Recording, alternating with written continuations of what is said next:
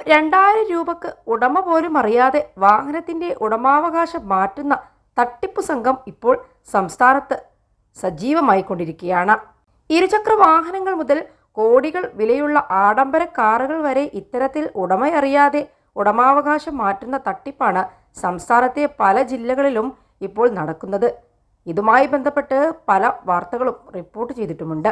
കോട്ടയത്തും എറണാകുളത്തും മലപ്പുറത്തുമാണ് ഇത്തരം തട്ടിപ്പ് കണ്ടെത്തിയത്.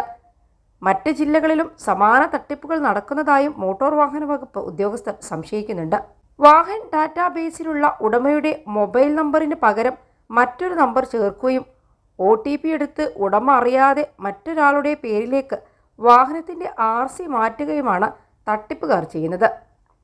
കോട്ടയം ജില്ലയിലെ ഈരാറ്റുപേട്ടയിലും എറണാകുളത്ത് മൂവാറ്റുപുഴയിലും മലപ്പുറത്തുമാണ് ഇത്തരത്തിലുള്ള തട്ടിപ്പ് റിപ്പോർട്ട് ചെയ്തത്. 2000 രൂപ കൊടുത്താൽ വാഹൻ ഡാറ്റാബേസിൽ ഏത് മൊബൈൽ നമ്പറും ഇടനിലക്കാർ മാറ്റിത്തരും.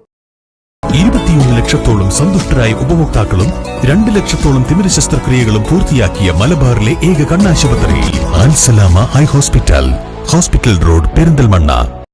ഡ്രൈവിംഗ് സ്കൂളുകളുമായി സെക്കൻഡ് ഹാൻഡ് വാഹനങ്ങൾ വിൽക്കുന്ന സ്ഥാപനങ്ങളുമായി ബന്ധമുള്ള ഇടനിലക്കാരാണ് സ്വകാര്യ ധനകാര്യ സ്ഥാപനങ്ങൾ വഴി ഉയർന്ന പലിശക്ക് വാഹന വായ്പ എടുക്കുന്നവരുടെ വാഹനങ്ങളുടെ ഉടമാവകാശമാണ് പ്രധാനമായും ഇത്തരത്തിൽ മാറ്റുന്നത്.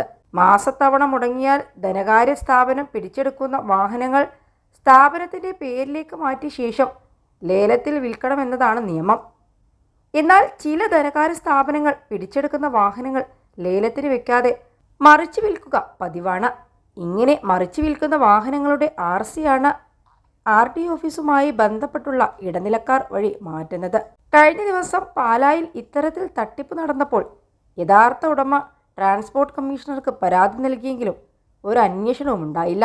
പാലാ രജിസ്ട്രേഷനിലുള്ള സ്വകാര്യ ബസ് ഇടനിലക്കാർ വഴി തൃപ്പൂണിത്തുറ സ്വദേശിക്ക് വിൽക്കുകയായിരുന്നു. വിൽപ്പന തുകയിൽ തർക്കം വന്നപ്പോൾ വിറ്റയാൾ ഫോണിൽ വന്ന OTP ബസ് വാങ്ങിയയാൾക്ക് കൊടുത്തില്ല. ഇതോടെ ഇടനിലക്കാരൻ വഴി വാഹന ഡാറ്റ ബേസിൽ മൊബൈൽ നമ്പർ മാറ്റി തൃപ്പൂണിത്തുറ സ്വദേശി ബസിൻ്റെ RC തൻ്റെ പേരിലാക്കി. വിവരമറിഞ്ഞ പാലാ സ്വദേശി ഇക്കാര്യം തൃപ്പൂണിത്തുറ RT ഓഫീസിൽ അറിയിച്ചു.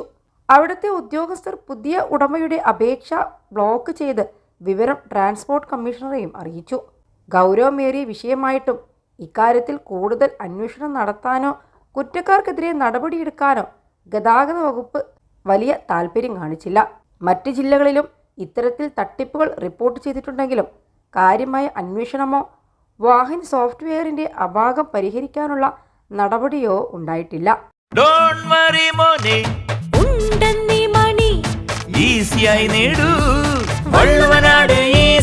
ആവശ്യം ഏതുമാകട്ടെ, പണം ഞങ്ങൾ തരും.